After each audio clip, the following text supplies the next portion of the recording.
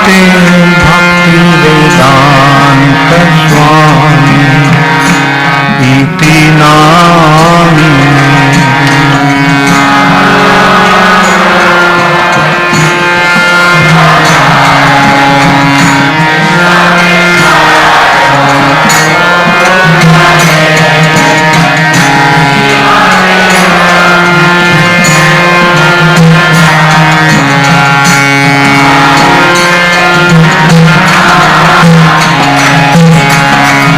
Namaste Saraswate Deve Gauravani Pracharine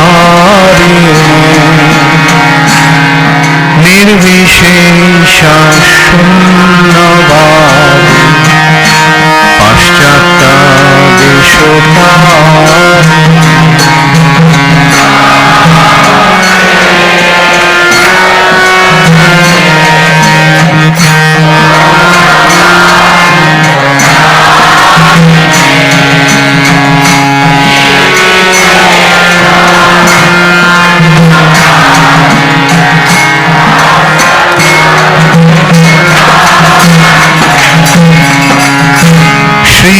Krishna Chaitanya Prabhu Nityananda Shri Advaita Gadadhara Shri Vasadi Gaur Bhakta-vrinda.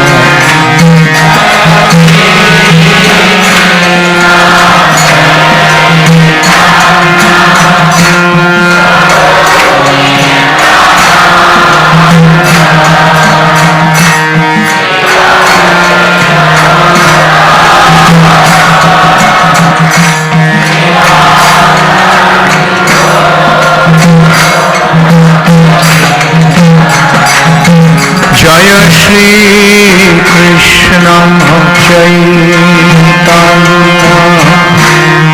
Prabhu Nityananda Shri Advaita Gadadhara Shri Vasadi Gaur Bhakta-vrinda.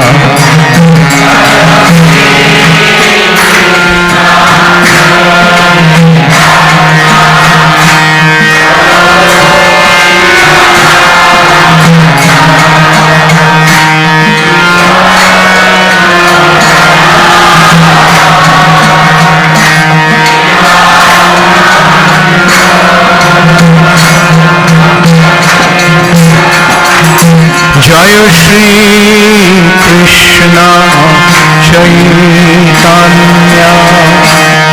Prabhu Nityananda Shri Advaita Gadadhara Shri Vasadi Gaur Bhakta-vrinda.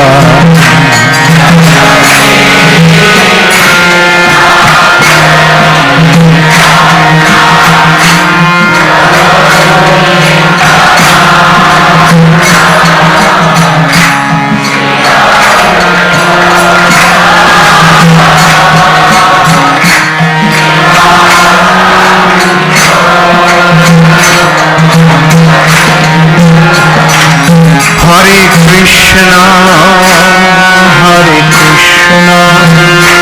Krishna Krishna, Hare Hare, Hare Rama, Rama Rama, Hare Hare.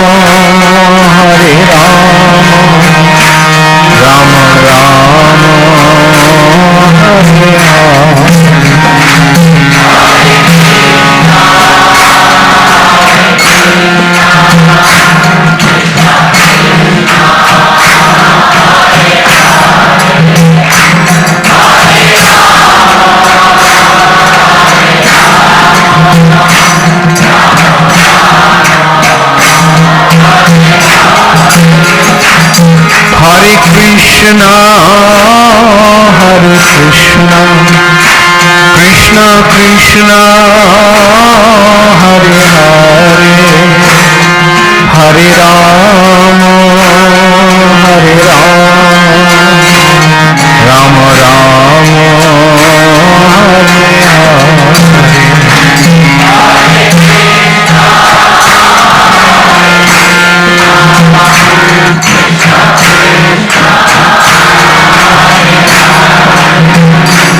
Hare Rama,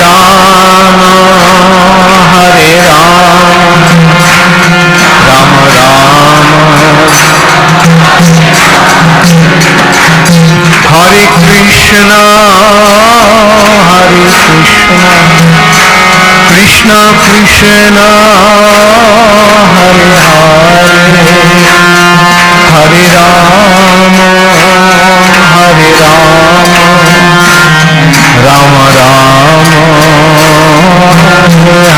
Hare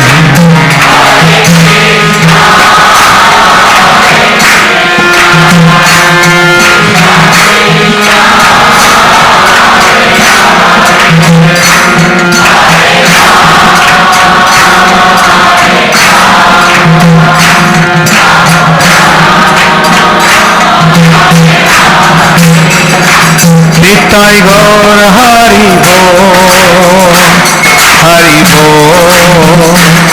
Hari Bo, Hari Bo,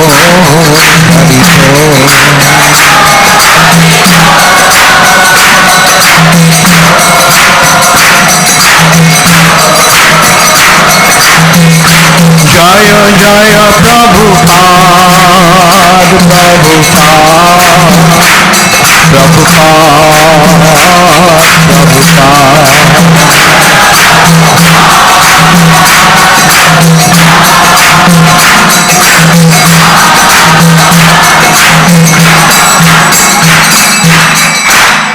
Gaur Premanande Hari. Namo Vishnupadaya Krishna Prishtaya Bhutale Srimate Bhakti Vedanta Swami Niti Namine Namaste Saraswati Deve Gauravani Pracharine Nirvishesha Shunnavadi Paschata Deshatani Srila Prabhupada Ki Jai.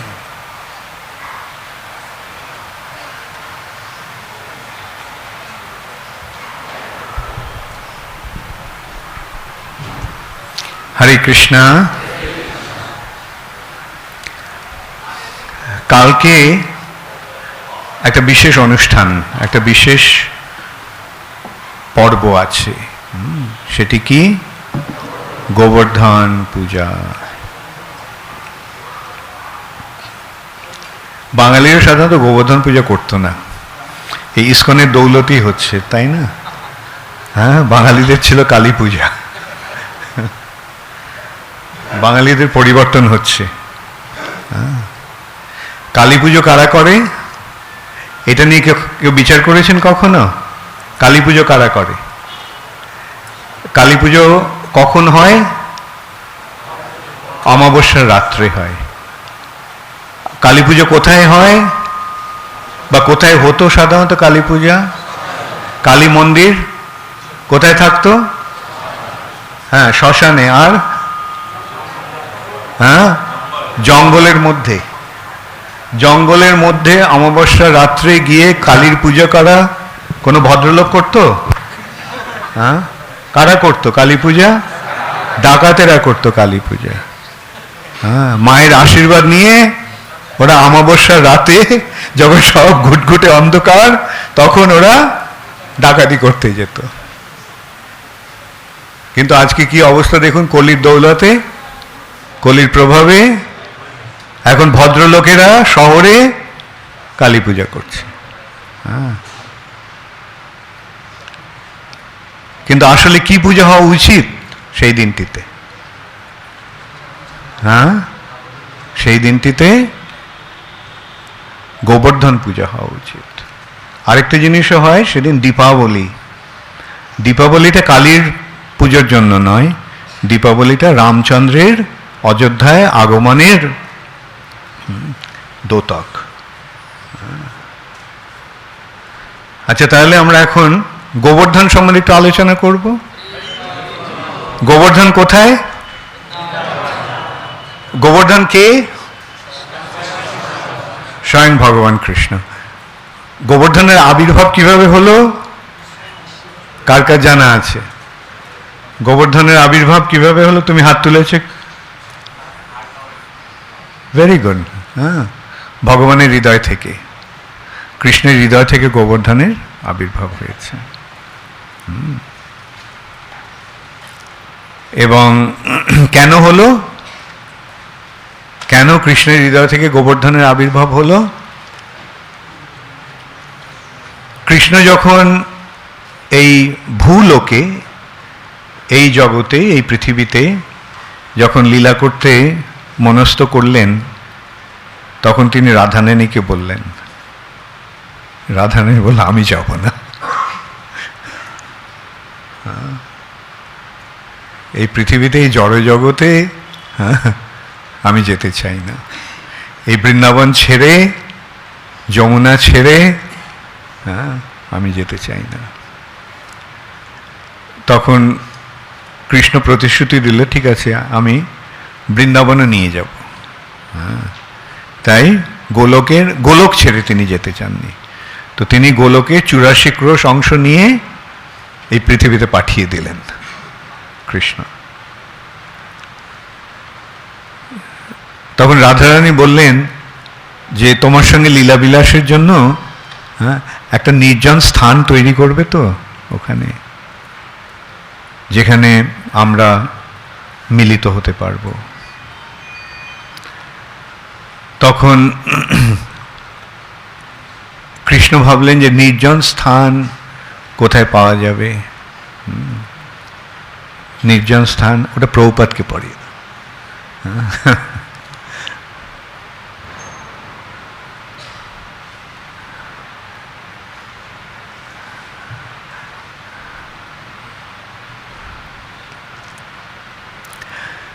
নির্জন স্থান সম্বন্ধে ভাবতে ভাবতে কৃষ্ণ কি করলেন?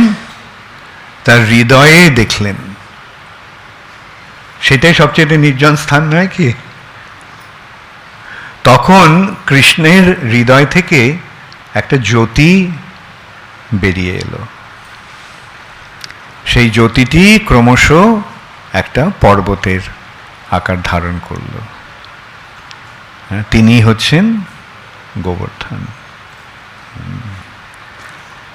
এখন গোবর্ধনকে পৃথিবীতে আসতে হবে, তাই গোবর্ধন কি করলেন? তখন কৃষ্ণের আয়োজনে গোবর্ধন শালমলী দ্বীপে এক দ্রোণ নামক একটা পর্বত আছে, দ্রোণাচল। সেই দ্রোণাচলের পুত্ররূপে গোবর্ধন আবির্ভূত হলেন। তো আছে দ্রোণাচলের শালমলীর দ্বীপে গোবর্ধন দ্রোণের পুত্ররূপে। তো একদিন পুলস্ত ঋষি সেখানে এলেন। তো পুলস্ত ঋষি খুব ভালো লাগলো এই গোবর্ধনকে দেখে। যখন পুলস্ত ঋষি যখন চলে যাবেন, তখন দ্রোণ তাকে বললেন যে আপনি আমার আতিথ্য বরণ করলেন, আমি আপনাকে কি দিয়ে পুরস্কৃত করতে পারি, কি উপহার আমি দিতে পারি? তখন পুলস্ত বললেন, তোমার এই ছেলেটিকে আমাকে দিয়ে দাও। কাশীতে আমি ওকে নিয়ে যাব এবং ওর আশ্রয়ে আমি ধ্যান করব। এই কথা শুনে দ্রোণের হৃদয়টা ভেঙে গেল। তার এত প্রিয় পুত্র, সেই পুত্রটিকে ঋষি নিয়ে যাবে, আবার ঋষির বাক্য লঙ্ঘন করলে ঋষি হয়তো অভিশাপ দেবে। সেই ভয়েও তিনি বললেন যেরকম আমার এই ছেলেটিরা আমার অত্যন্ত প্রিয়, কিন্তু আপনি যখন চেয়েছেন তখন তো ওকে দিতে হবে, আপনার বাক্য তো আমি লঙ্ঘন করতে পারি না। তিনি গোবর্ধনকে ডাকলেন, বললেন তোমাকে এই ঋষি নিয়ে যেতে চাইছে কাশী ধামে, যেখানে দেবাদিদেব মহাদেব নিত্য বিরাজ করেন, যেখানে মৃত্যু হলে মুক্তি লাভ হয়ে যায়। কাশীতে মৃত্যু হলে শিবের কৃপায় মুক্তি লাভ হয়। তখন গোবর্ধন বলল, আমি যেতে রাজি আছি একটা শর্তে।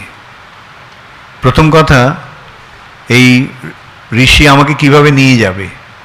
পুলস্ত্য বললেন, কোনো ভয় নেই, আমি তোমাকে হাতে করে নিয়ে যাব। বল ঠিক আছে, তবে আমার একটা শর্ত, এক নাগারে আমাকে কাশীতে নিয়ে যেতে হবে। যদি কোথাও আপনি আমাকে রাখেন তাহলে সেখান থেকে আমি কিন্তু আর নড়ব না।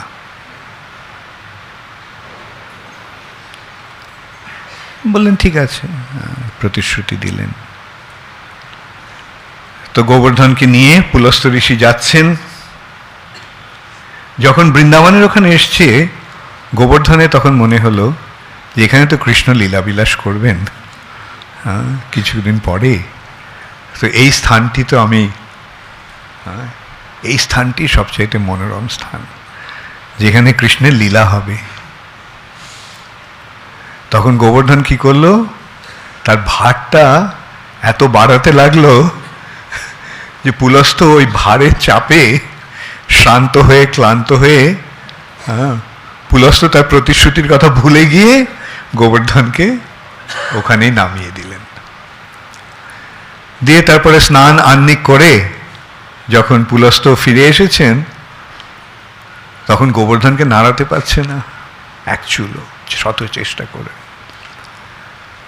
গোবর্ধন বলল যে আপনি তো আমাকে প্রতিশ্রুতি দিয়েছিলেন যে যেখানে আমাকে রাখবেন আমি সেখানেই থাকবো, আমি এখান থেকে আর নড়ছি না।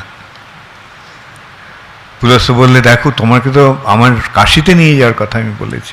হ্যাঁ, তো বলেছিলেন, কিন্তু আমিও তো বলেছিলাম যে যেখানে আপনি আমাকে রাখবেন আমি সেখানেই থেকে যাব।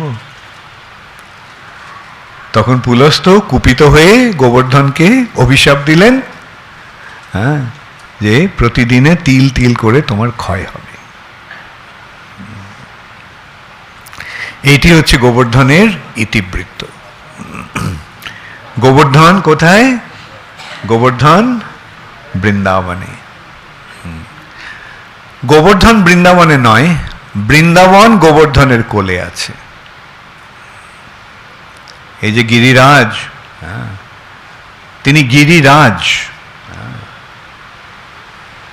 এই সম্বন্ধে বলা হচ্ছে যে গোবর্ধনের যখন জন্ম হলো তখন সমস্ত পর্বতেরা এসেছিল, হিমালয়, বিন্ধ্য, এই সমস্ত পর্বতেরা তাকে দেখতে এসেছিল। তার অপ্রাকৃত ঐশ্বর্য দর্শন করে তারা সকলে তাকে তাদের রাজা হিসেবে বরণ করে নিয়েছিল, যে তুমি আমাদের রাজা। তাই তিনি হচ্ছেন গিরিরাজ।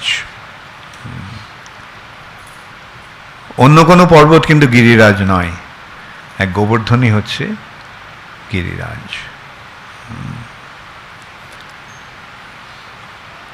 বৃন্দাবনে কৃষ্ণ যখন লীলাবিলাস করছেন তখন একদিন কৃষ্ণ দেখলেন যে সকলে খুব ব্যস্ত, এত ব্যস্ত যে তাদের কোনো দিকে ভ্রুক্ষেপ পর্যন্ত নেই। অন্যদিন সকলে কৃষ্ণকে ঘিরে থাকে, আর আজকে কেউ কৃষ্ণকে এত ব্যস্ত যে কৃষ্ণের দিকে তাদের আর কোনো রকম দৃষ্টিপাত হচ্ছে না। তখন কৃষ্ণ একটু মন খারাপ হলো, কি এমন কাজ হচ্ছে যে তোমরা সকলে এত ব্যস্ত? কৃষ্ণ নন্দ মহারাজকে জিজ্ঞাসা করলো, বাবা কি হচ্ছে আজকে? নন্দ মহারাজ এত ব্যস্ত, তিনি প্রথমে কোনো উত্তরই দিতে চাননি, কেননা তার ভয় ছিল এই ছেলেটা একবার প্রশ্ন করতে শুরু করলে 50টা প্রশ্ন একসঙ্গে এসে দাঁড়াবে, আর আমি আজকে এত ব্যস্ত, ওর প্রশ্নের উত্তর দেওয়ার সময় আমার নেই। তো কৃষ্ণ তখন বললে যে আমি অজ্ঞানবশত আমি তোমাকে প্রশ্ন করছি, তুমি যদি প্রশ্নের উত্তর না দাও তাহলে আমি তো অজ্ঞ থেকে যাব, হ্যাঁ, আর লোকেরা বলবে তোমার ছেলেটা মহামূর্খ। তখন নন্দ মহারাজ বললেন ঠিক আছে ঠিক আছে, হ্যাঁ আমরা আজকে ব্যস্ত কেন, আমরা আজকে ইন্দ্র পূজা করছি। কৃষ্ণ জিজ্ঞেস করলে ইন্দ্র পূজা কেন করছো তোমরা?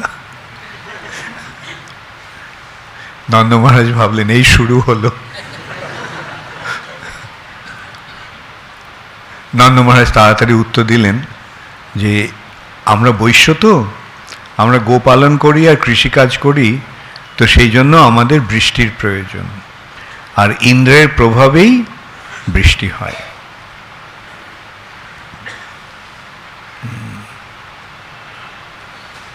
তখন সন্নন্দ, নন্দ মহারাজের ভাই, তিনি আরো বিস্তারিতভাবে ইয়ে করলেন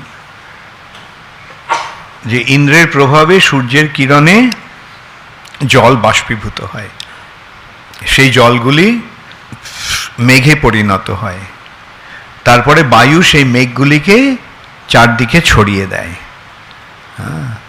এবং তারপরে বিভিন্ন জায়গায় গিয়ে সেই মেঘগুলি বৃষ্টিরূপে জল প্রদান করে সর্বত্র। সেই জন্য এইভাবেই সর্বত্র আমরা জল পাই, সেই জন্য ইন্দ্র পূজা করার প্রয়োজন। কৃষ্ণ তখন একটা খুব সুন্দর যুক্তি দেখালেন। আচ্ছা, ইন্দ্র পূজা করার ফলে কি বৃষ্টি হয়? হ্যাঁ, ইন্দ্রের প্রসাদেই বৃষ্টি লাভ হয়। কৃষ্ণ তখন বলল তাহলে সমুদ্রের মাঝখানে তো কেউ ইন্দ্রের পূজা করে না, আর সমুদ্রের মাঝখানে তো জলেরও কোনো প্রয়োজন নেই, তাহলে সমুদ্রের মাঝখানে বৃষ্টি হয় কেন? নন্দ, উপানন্দ, সন্নন্দ সকলে একটুখানি ভাবনায় পড়ে গেলেন। তখন কৃষ্ণ বলল দেখো, আমাদের কাজ তো গো রক্ষা, আর গো রক্ষা হচ্ছে না। তার আগে কৃষ্ণ আরেকটা কথা বলে যে ইন্দ্র কি ব্রহ্মা পর্যন্ত সকলেই কালের অধীন। হ্যাঁ, ইন্দ্রেরও কালের অধীন, কালের প্রভাবে ইন্দ্রকেও একদিন সেখান থেকে চলে যেতে হবে। এমনকি ব্রহ্মা পর্যন্ত সকলেই কালের অধীন। সুতরাং যদি পূজা যদি করতে হয় তাহলে সেই কালকে পূজা করো, মহাকাল কৃষ্ণের পূজা করো। হ্যাঁ, যে কালের যিনি উৎস, কালের উৎস কে? সংকর্ষণ। সংকর্ষণ থেকে কাল প্রকাশিত হয়েছে। তারপরে কৃষ্ণ বললেন যেহেতু হ্যাঁ, যদি গোপালনের জন্য যদি তোমাদের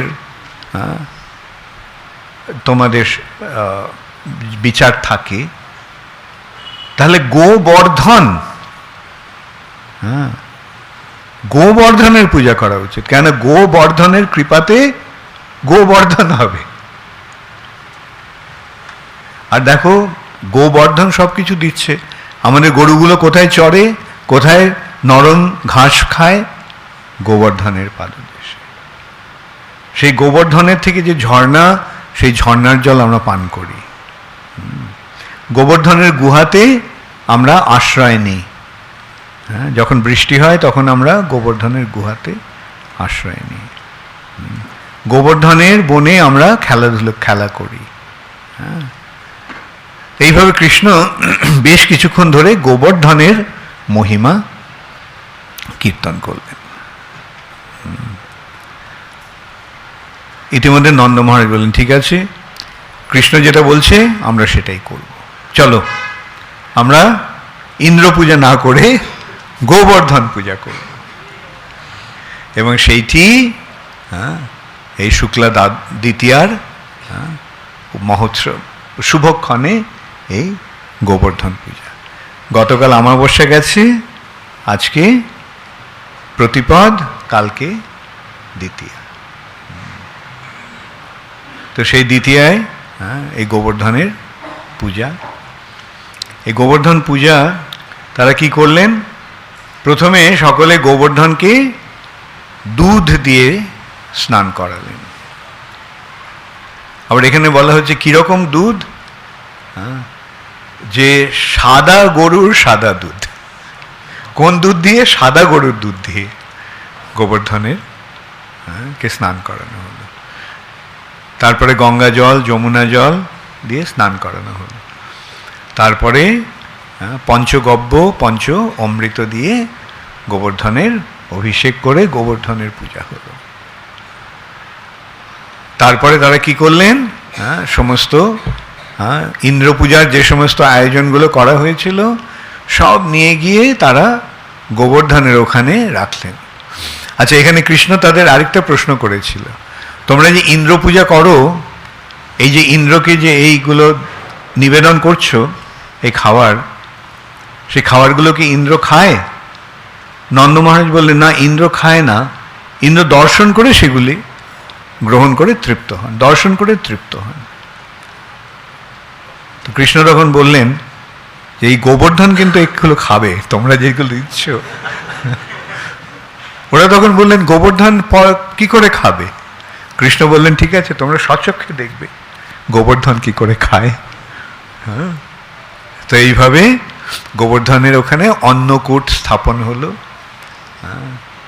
এই সম্বন্ধেও খুব সুন্দর বৃত্তান্ত দেওয়া হয়েছে যে প্রথমে গোময় দিয়ে সেই বিশাল জায়গাটা লেপন করা হলো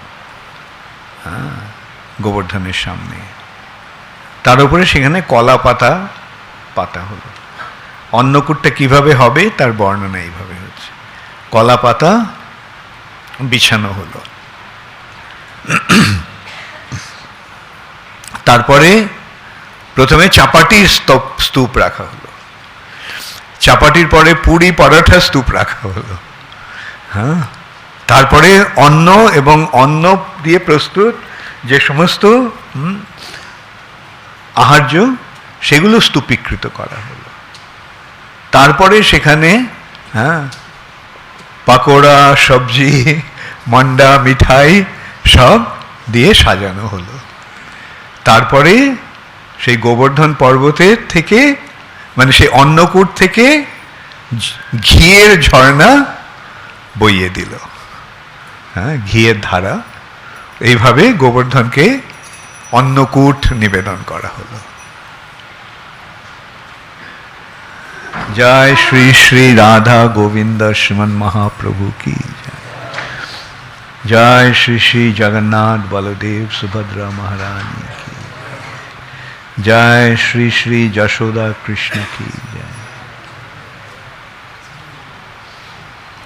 এইভাবে আর তখন তারা কি দেখলেন যে একটা কৃষ্ণ, ছোট্ট 7 বছরের কৃষ্ণ, সে কোমরে এইভাবে হাত দিয়ে দেখছে দাঁড়িয়ে দাঁড়িয়ে। আর আরেকটা কৃষ্ণ, বিশাল কৃষ্ণ, সে বসে আছে গোবর্ধনের জায়গায়। তারা কি দেখলেন? তারা দেখলেন এক বিশাল কৃষ্ণ বসে আছে, আর সেই বিশাল কৃষ্ণ সেই বিশাল হাত দিয়ে ওই অন্নকূট থেকে সমস্ত খাবারগুলো নিয়ে তার মুখে পুড়ছে। আর যখন এই খাবারগুলো শেষ হয়ে যাচ্ছে, তুলছে, তখন সেই জায়গাটা আবার ভর্তি হয়ে যাচ্ছে। আবার কখনো কখনো দেখা যাচ্ছে যে ওই জায়গাগুলো খালি হয়ে গেছে। যখন দেখছে যে খালি হয়ে গেছে, তখন কৃষ্ণ ওই গোবর্ধন বলছে, আনিওর আনিওর, আরো নিয়ে এসো, আরো নিয়ে এসো। তখন তারা সকলে আরো সমস্ত খাবার সেখানে বহন করে নিয়ে এলো। এইভাবে গোবর্ধন খেলো। এখন গোবর্ধনকে জল দেওয়া হয়নি, খাওয়ার পরে গোবর্ধনের তৃষ্ণা পেয়েছে। গোবর্ধন তখন কি করলো, ওই সমস্ত ওখানে যে বৃন্দাবনের সরোবর আছে, সেখান থেকে হাত বাড়িয়ে জল নিয়ে সে পান করলো। পান করে ঢেকুর তুললেন, তারপরে বললেন, ঠিক আছে, আমি এখন তৃপ্ত। তখন তারা ব্রজবাসীরা কি করলেন, ব্রাহ্মণদের, বৈষ্ণবদের প্রথমে নিবেদন করলেন, বৃদ্ধদের, বাচ্চাদের প্রসাদ নিবেদন করলেন। এইভাবে সকলকে প্রসাদ, এমনকি চণ্ডালদের পর্যন্ত পূর্ণ তৃপ্তি সহকারে প্রসাদ খাওয়ানো হলো। তার প্রসাদের পরে কৃষ্ণ সহ তারা গোবর্ধন পরিক্রমা করলেন। নারদ মুনি সে কথাটা ইন্দ্রকে গিয়ে জানালেন। ইন্দ্র,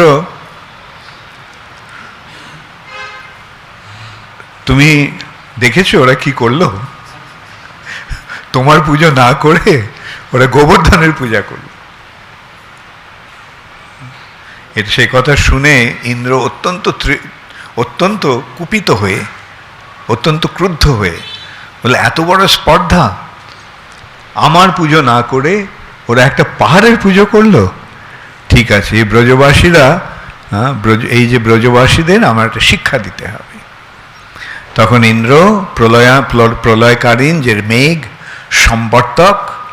সম্বর্তকে ডাকলো, বলে যাও গিয়ে তুমি বৃন্দাবন ধ্বংস করে দাও। সম্বর্তক তখনই ছুটে গেল। আর ব্রজবাসীরা দেখলেন যে উত্তর পূর্ব কোণ থেকে হঠাৎ আকাশটা অন্ধকার হয়ে গেল, আর নিমেষের মধ্যে সেই আকাশটা কালো, চারদিক কালো করে বিশাল ঝড় ঝঞ্ঝা বৃষ্টিপাত শুরু হলো। সে কিরম বৃষ্টি, সম্বর্তকের বৃষ্টি বর্ষণ কিরকম হচ্ছে, এক একটা বিন্দু হাতির মতো বিশাল বিশালভাবে জল পড়ছে। আর সেগুলি পড়ছে সুরের ধারার, হাতির সুরের ধারার মতো।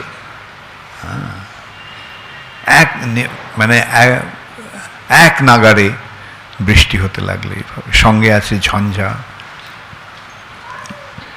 সেই পরিস্থিতি দেখে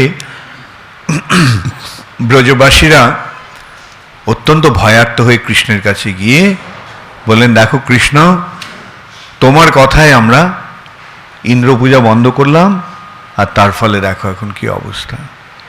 ইন্দ্র ক্রুদ্ধ হয়ে আমাদের সকলের বিনাশ করতে উদ্যত হয়েছে। কৃষ্ণ বললেন যে কোনো ভয় নেই, যেই গোবর্ধনকে তোমরা পুজো করেছো, যে গোবর্ধনকে তোমরা ইন্দ্র পূজার সমস্ত আয়োজন দিয়ে পূজা করেছো, সেই গোবর্ধনই তোমাদের রক্ষা করবে। চলো আমরা সব গোবর্ধনে যাই।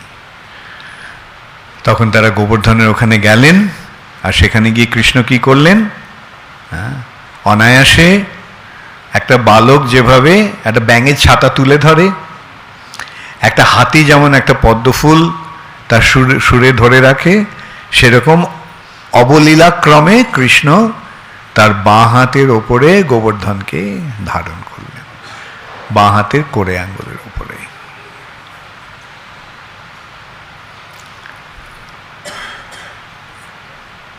এবং এই যে একটা যে গর্ত হলো গোবর্ধনকে তুলে নেওয়ার ফলে, কৃষ্ণ বললেন, যাও তোমরা সকলে ওই গোবর্ধনের নিচে গিয়ে আশ্রয় নাও।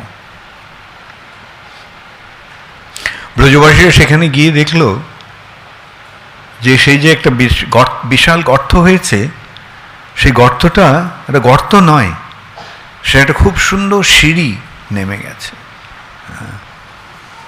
আর ওই পশুদের যাওয়ার জন্য পাশে একটা র্যাম্প তৈরি হয়েছে। পশুরা তো সিঁড়ি দিয়ে যেতে পারবে না, ওদের জন্য যাওয়ার একটা ব্যবস্থা, আর মানুষদের যাওয়ার জন্য সিঁড়ি।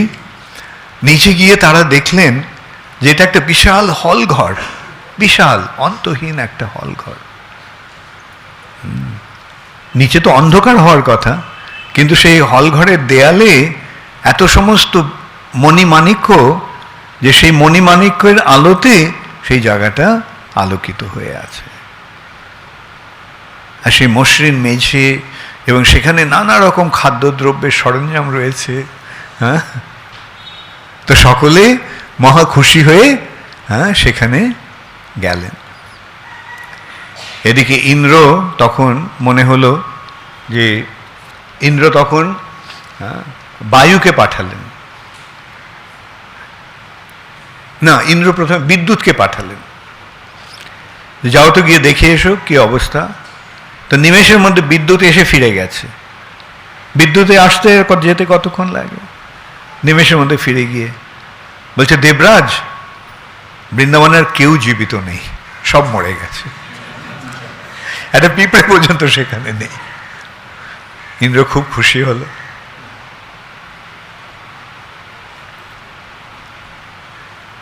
কিছুক্ষণ পরে বায়ু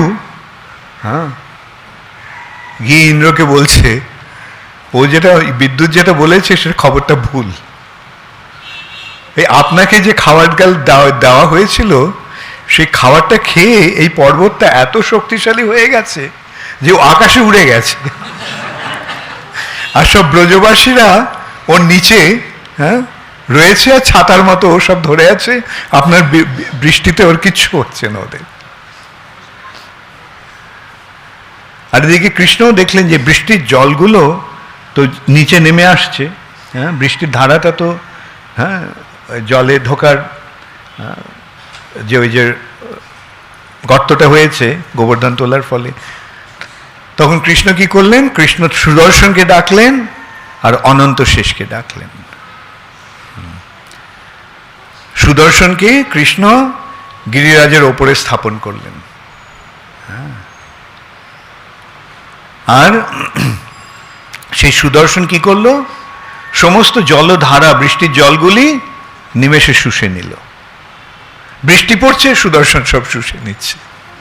আর যে জলগুলো নিচে ছিল অনন্ত শেষ, সেটাকে সেই জায়গাটাকে ঘিরে রইল, যেমন সমুদ্রের বেলাভূমি, সমুদ্রের তট যেভাবে জলটাকে আটকে রাখে, অনন্ত সেইভাবে সেই গর্ত থেকে জল আটকে রাখল। ইন্দ্র তখন কুপিত হয়ে এসেছে, বজ্রাঘাত করবে। বজ্র এসে যখন দূর থেকে ও বজ্র নিক্ষেপ করতে যাচ্ছে, কৃষ্ণ কি করলো? ওর হাতটাকে প্যারালাইজ করে দিল। আর ওই বজ্র সহ ইন্দ্রের হাত নাড়াতে পারে না। ইন্দ্র মুশকিলে পড়ে গেছে, ভাবলে এ তো আমার ভীষণ দুর্গতি হলো, চলো এখান থেকে পালিয়ে যাই। সেই এতে ইন্দ্র তখন ওখান থেকে পালিয়ে গেল, আর ওর সঙ্গে সঙ্গে সম্বর্তক, বায়ু, ঝড়, ঝঞ্ঝা সব ইন্দ্রের পেছনে পেছনে চলে গেল। আবার আকাশটা পরিষ্কার হয়ে গেল, সূর্য উঠল। বৃষ্টির পরে সূর্য উঠলে যেমন চারদিকটা অত্যন্ত সুন্দর হয়ে ওঠে, সেইভাবে বৃন্দাবনের পরিবেশটা অত্যন্ত রমণীয় হয়ে উঠল। সূর্যের তাপে সমস্ত জল শুকিয়ে গেল, আর তো সেখানে ব্রজবাসীরা মহানন্দে কৃষ্ণের গুণকীর্তন করতে করতে তারা মহা আনন্দ করতে লাগলো। ইন্দ্র তখন ভাবলো যে এ কে? এই ছেলেটা 7 বছরের একটা গোপ বালক, আমি ওকে কিচ্ছু করতে পারলাম না। পক্ষান্তরে আমি নাস্তানাবুদ হয়ে পালিয়ে গেলাম ওখান থেকে। তো ইন্দ্র গেল দেবগুরু বৃহস্পতির কাছে পরামর্শ চাইতে। বৃহস্পতি সব শুনে বলল, ইন্দ্র তুমি এক মহা অন্যায় করেছ। এই যে বালকটা যে 7 বছর একটা শিশু রূপে বৃন্দাবনে লীলাবিলাস করছে, এ হচ্ছে তোমার পরমারাধ্য ভগবান নারায়ণ।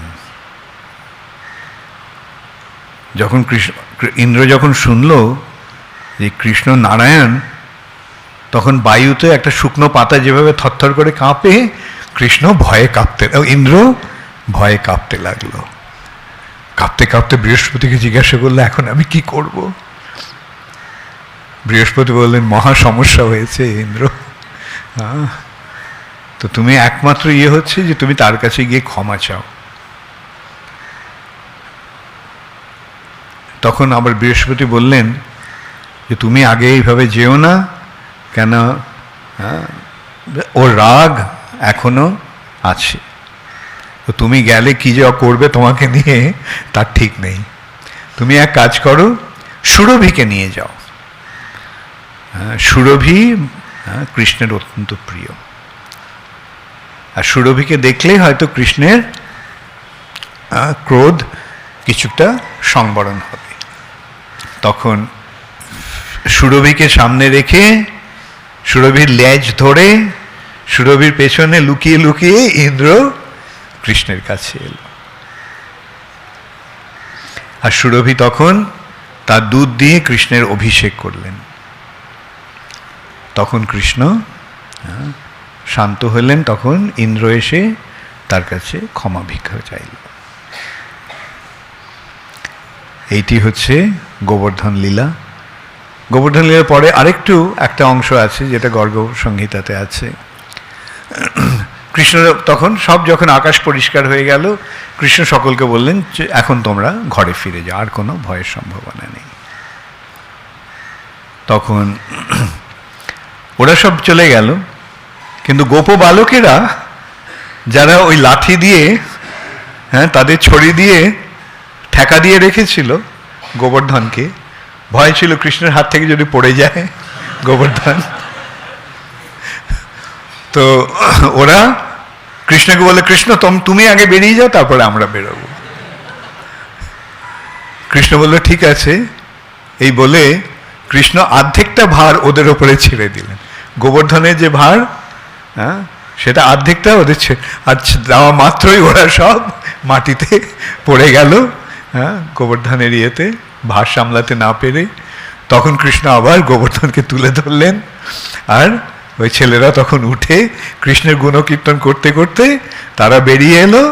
তারপরে কৃষ্ণ আবার গোবর্ধনকে স্বস্থানে স্থাপন করে তিনি সকলকে নিয়ে বৃন্দাবনে ফিরে গেলেন। জয় গিরিরাজ গোবর্ধন কি। এই গোবর্ধনের প্রসাদে আমাদের পরম সৌভাগ্য অর্জন হয়, বিশেষ করে কৃষ্ণ ভক্তি লাভ হয়। এই গোবর্ধনের প্রভাবে আমাদের সমস্ত জীবনের সমস্ত অমঙ্গল দূর হয়ে যায়, সমস্ত পাপ বিনষ্ট হয়ে যায়। তাই এই গোবর্ধন পূজা এত গুরুত্বপূর্ণ। সকলে আপনারা নিষ্ঠা সহকারে কালকে গোবর্ধন পূজা অনুষ্ঠান করবেন। এখানে 10টা থেকে শুরু হচ্ছে গোবর্ধন পূজা। আর কালকে এবং আজকেও আমি অনঙ্গমোহন প্রভুকে একটা অনুরোধ করতে শুনেছি ঘোষণায়, যে যারা যারা দীক্ষিত ভক্ত তারা সকলে কিছু না কিছু বানিয়ে এই অন্নকূটের জন্য নিয়ে আসবে। কে কে ফর্ম নিয়েছো বানাবার জন্য? কে কে নিয়েছো? কে কে নওনি? কে কে নেবে? কে কে নেবে বানাবার জন্য ভগবানের জন্য? কাউকে নওনি, এতগুলো হাত উঠলো। কে কে বানাবে? তখন হাত উঠছে না। কি ব্যাপার, কালকে কি কাজে যেতে হবে তোমাদের? নাকি একদিন কামাই করলে কি হয়? ভাবছি কালকে তো নাকি ভাইফোঁটা, না পরশু ভাইফোঁটা। ও, আমি শুনেছি মমতা দিদি নাকি ভাইফোঁটায় ছুটি দিয়ে দিয়েছে। ওকে বলো গোবর্ধন পুজোয় ছুটি দিতে, আর কালী পুজোর ছুটি না দিয়ে গোবর্ধন পূজার ছুটি দিতে, আর জন্মাষ্টমীর ছুটি দিতে। এগুলো অজ্ঞতার ফল। কেউ শেখায়নি, কেউ জানায়নি, সেই জন্য ওরা জানে না। অথচ ইস্কনের কাছেও আসবে না এই কথাগুলো শুনতে। যাই হোক, আস্তে আস্তে হবে। যেমন একদিন আপনারাও জানতেন না, তাই না? এখন জানতে পেরেছেন। কিভাবে জানতে পারলেন?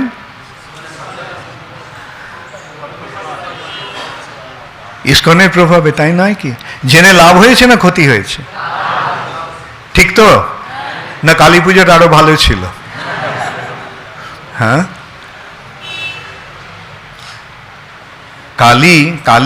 কালী হচ্ছে ভগবানের মায়া। দৈবী হেষা গুণময়ী মম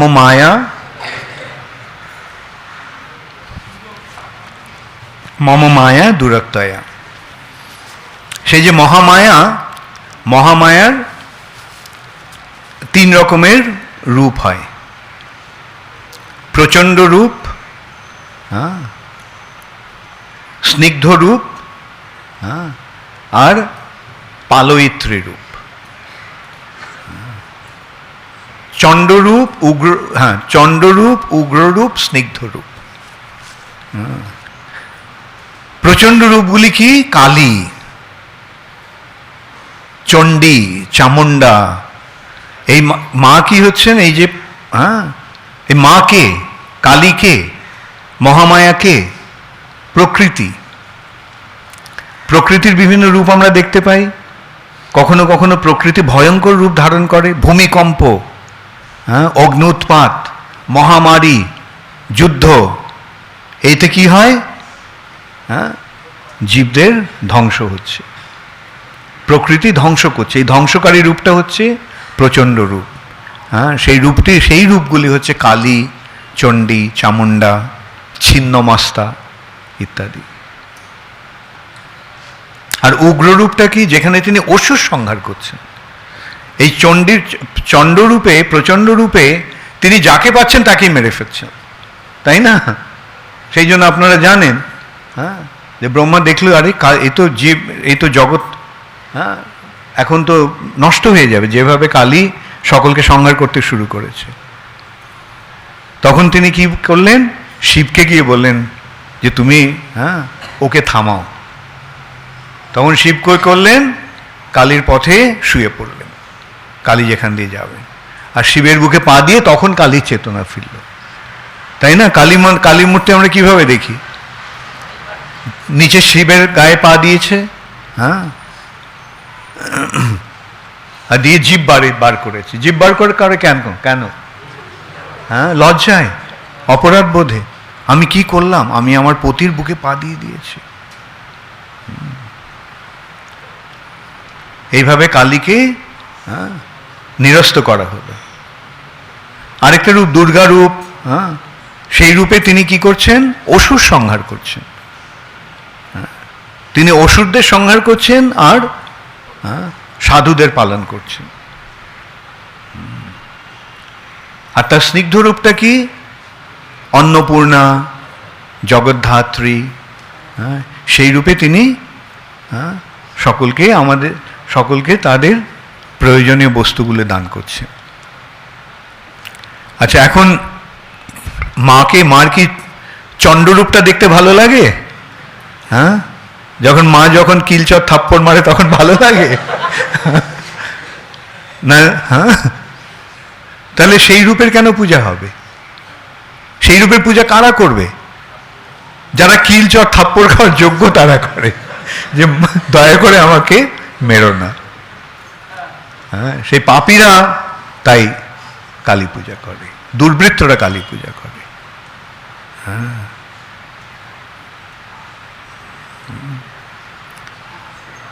কিন্তু যারা ভগবানের শরণাগত, কালী তাদের প্রতি আপনা থেকেই প্রসন্ন।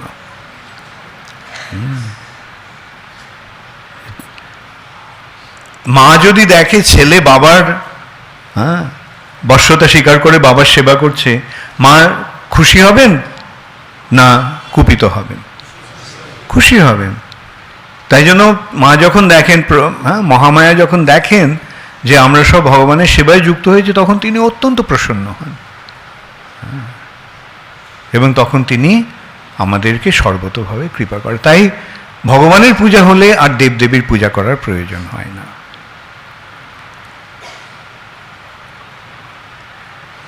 হরে কৃষ্ণ, গৌর প্রেমানন্দে, হরি হরি।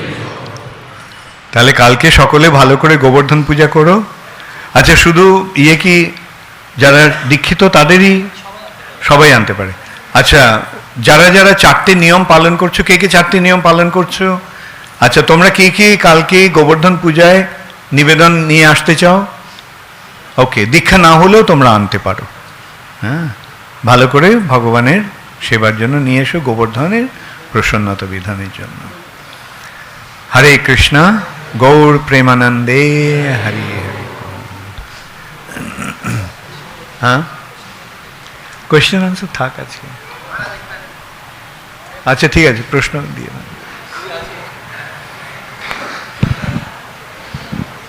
আপনি বললেন মহারাজ, কাশীতে যদি দেহ রাখে তাহলে শিবের কৃপাতে সে মুক্তি লাভ করে, আর তাহলে বৃন্দাবন, মায়াপুর বা জগন্নাথপুরীতে দেহ রাখলে তার কি হবে? খুব ভালো প্রশ্ন করে। হরে কৃষ্ণ। তাহলে ভক্তি লাভ হবে। কাশীতে মৃত্যু হলে মুক্তি লাভ হয়, আর বৃন্দাবনে, মায়াপুরে, জগন্নাথপুরীতে দেহ রাখলে ভগবত ভক্তি লাভ হয়। এর মধ্যে কোনটা বেশি গুরুত্বপূর্ণ, মুক্তি না ভক্তি? ভক্তি। হ্যাঁ, মুক্তির পরে ভক্তি, ভক্তি মুক্তির পরের অবস্থা।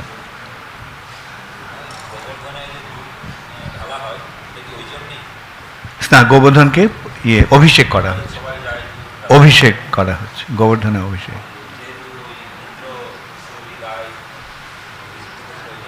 না না, এটা গোবর্ধনের পূজার একটা অঙ্গ, অভিষেক।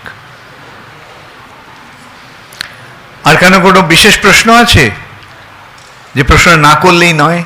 কেন আমি তাড়াতাড়ি করছি, কেন আমাকে এখন দিল্লি যেতে হবে? হ্যাঁ, আমার ফ্লাইট আছে একটু পরে। ওকে, তাহলে আজকে থাক, পরে আবার আসবো। হ্যাঁ, তখন আবার হবে, দেখা হবে। আর অনঙ্গমোহন প্রভু অ্যানাউন্স করেছে 20-21 না 19-20 20-21-22 20-21-22 এই 3 দিন ব্রহ্মসঙ্গীতের ওপরে সেমিনার হবে। হ্যাঁ, আচ্ছা, তোমরা কে কে আসবে? ওকে, হরে কৃষ্ণ, হরি বল। তাহলে তখন দেখা হবে আবার। হ্যাঁ, হরে Krishna. His Holiness Bhattacharya Swami Guru Maharaj ki, Srila Prabhupada ki, Gaur Premanande, Tamar ka